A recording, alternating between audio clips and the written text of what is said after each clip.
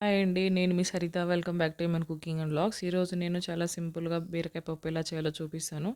ఈ కర్రీ వచ్చేసి చాలా టేస్ట్‌గా ఉంటది. అలానే ఇది వచ్చేసి రైస్‌లో గానీ, రోటీలో గానీ చాలా బావుంటదండి.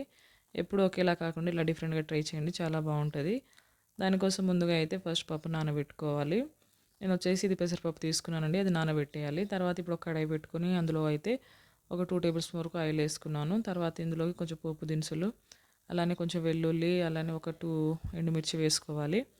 ఇలా వేసుకున్న తర్వాత ఇప్పుడు ఇందులోకి ఒక ఆనియన్, అలానే ఒక 2 పచ్చిమిర్చి, కొంచెం కరివేపాకు వేసుకోవాలి.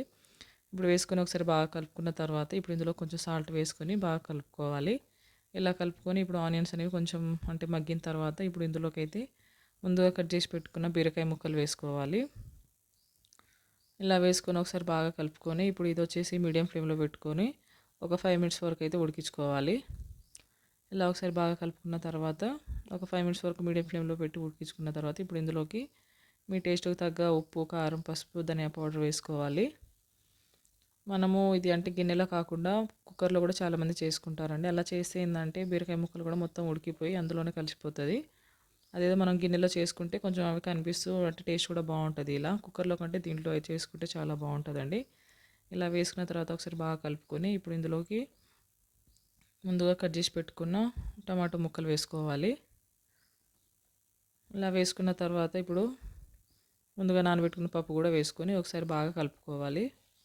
ఇప్పుడు ఇదంతా ఒకసారి బాగా కలుపుకోవాలి. ఇలా కలుపుకున్న తర్వాత మనం ఇది వచ్చేసి ఒక 3-4 మినిట్స్ వరకు అయితే మీడియం ఫ్లేమ్‌లో పెట్టుకొని టమాటాలు కాస్త ఉడికేంత వరకు అయితే ఉంచుకోవాలి. ఇలా ఉడికిన తర్వాత ఒకసారి మూత తీసేసి మళ్ళీ ఒకసారి బాగా కలుపుకోవాలి. ఇలా కలుపుకున్న దాంట్లోకి ఇప్పుడు 1 ½ గ్లాస్ వరకు అయితే వాటర్ పోసుకోవాలి.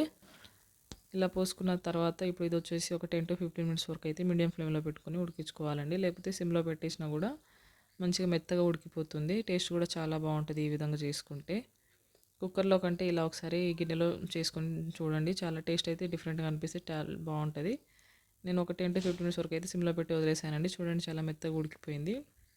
లాస్ట్‌లో ఇప్పుడు ఇందులో కొంచెం కొత్తిమీర వేసుకుంటే సరిపోతుంది. చాలా టేస్ట్ అయితే బావుంటది. సో, ఇప్పుడు ఇలా ట్రై చేయకపోతే ఒకసారి ట్రై చేయండి. వీడియో నచ్చితే లైక్ చేయండి, షేర్ చేయండి. ఎవరైనా ఫస్ట్ టైం నా ఛానల్ చూసినట్టయితే సబ్స్క్రైబ్ చేసుకోండి. Thanks for watching.